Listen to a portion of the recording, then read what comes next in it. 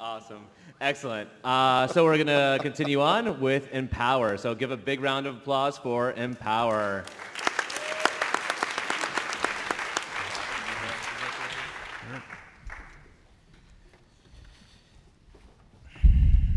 Empower's mission is to cooperatively transform waste-picking communities through renewable energy from waste solutions.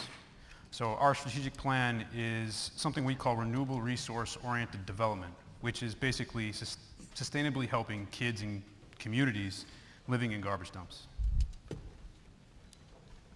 Oh, there we go.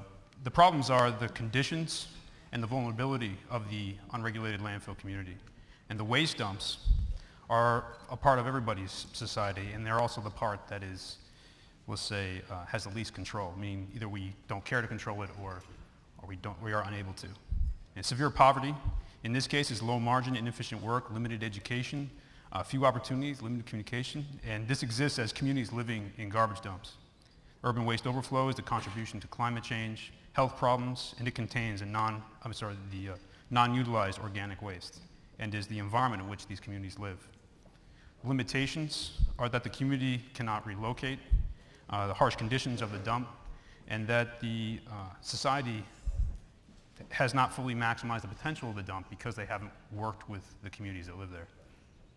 And in general, it's the vulnerabilities, the economic pressures, the social pressures, and the serious social problems that prey on these communities. So, Empower seeks to revitalize waste scavenging communities throughout the world using a modular and scalable cooperative development model based on renewable resources. The communities exist in these dumps for multiple generations, developed an emerging culture, schools, and needs beyond what can be provided by the dump itself, such as health issues. Our focus in those environments is the school or health clinic that's built inside or adjacent to the garbage dumps. And with the support of co-ops of parents working together next to the school and sorting the garbage and doing what they are already doing, but instead with safe conditions and without wandering through the dump. The background image here is where they would be wandering. And it is also the scope of the problem, and if we don't help, it is our incubator for the future. Our solution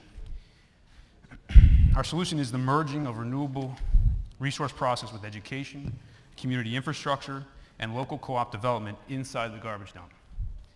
This becomes an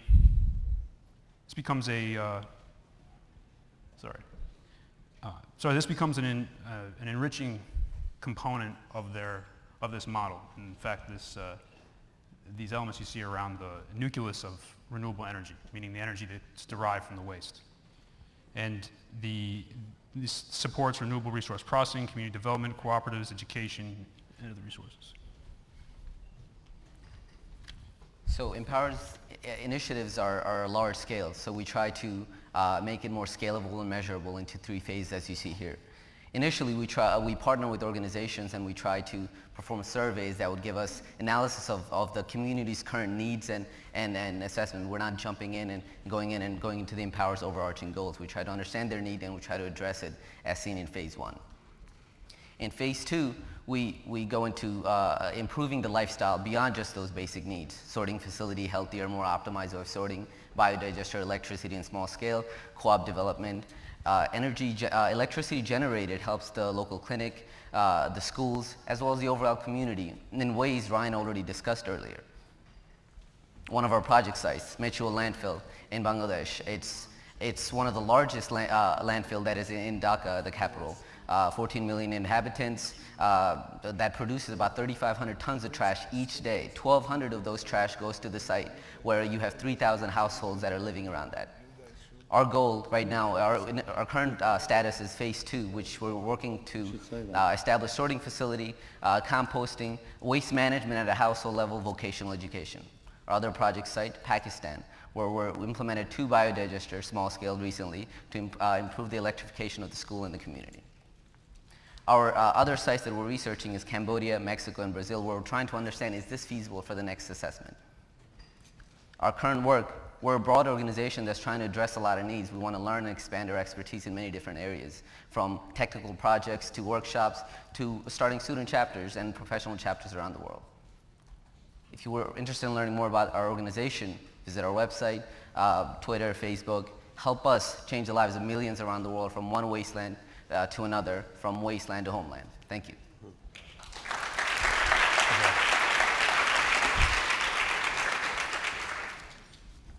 We're starting here? I guess we are, right? I struggled with this one. I think it takes a lot of humility to deal with this issue and look at this problem, and I applaud the fact that you've looked at a reality.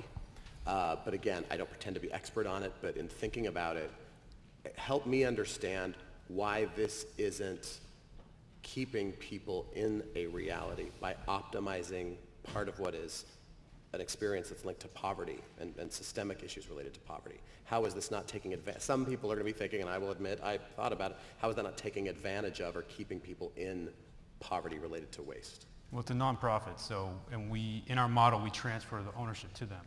Okay. So there's no taking advantage. And in the nature of this is that we have limited resources. Unless someone's going to step in and move these people out, right, then the reality is what it is. They're there.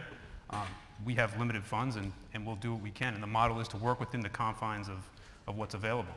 But the resources are natural to that environment. And this lifestyle exists. The idea is that how do you help make a sustainable solution to it? Just like Ryan said, you can't move them, you can't change their lifestyle. They've done it for generations and generations and generations. There's tons of movies out there, Garbage Dreams and other movies. So this lifestyle exists. Our solution is to come in and try to utilize them, have them improve their lifestyle. Work with nonprofits that are there. We're not innovating their entire lifestyle. We're working with them, understanding their needs. We're addressing, bringing Empower's initiative into their lifestyle and improving the way they do it. And we eventually become jobless in our site. It's a scalable model that's replicable in many sites, just like we mentioned. We're looking at multiple options, multiple technologies, multiple processes. We have students from all around the world that works with us because these are social needs. There is no one solution to one problem. It's finding the right way to address it, and you talk to them. We work with them case to basis with that. I mean, I think this is you have obviously already achieved significant impact through what you've done so far, and it's not in our books, but yes. Pardon? Not in our books. We haven't. No, but I mean, you're up and running. There's already some people. Nonprofit 501c3, yes. Yeah. So, and I do think that one of the things we've learned in Latin America, Avina's work has found that you can actually empower waste picker communities by giving them ownership of what's going on. That there were middlemen going in before and exploiting them, and so you're actually cutting them out of the process. And I think it's fantastic, the model you've got in general. What I guess I was slightly overwhelmed, and I normally want a vision that has scale in it, but it seems to me that everything is in your vision is so broad. There's all these different things going on all the time, and I wonder whether you're going to have a lack of focus and be brought down by that in some way. Well, the focus is the inorganic waste, and it's as simple as that. Everything else is a wrapper on the inorganic waste to support the school. So the competition of the other middlemen, they don't care about the inorganic waste. They usually burn through it in one site or ignore it in the other. But that is the focal point that we see, or the wastewater.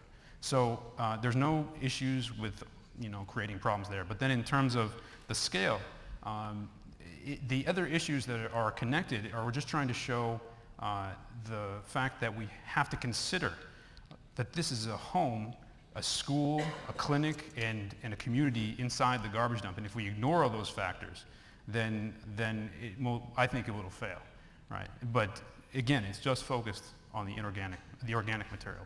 And you make a very good point. Whenever we approach it, everyone asks a question, you're in education, you're in this, you're in that. There's a lot of things going on.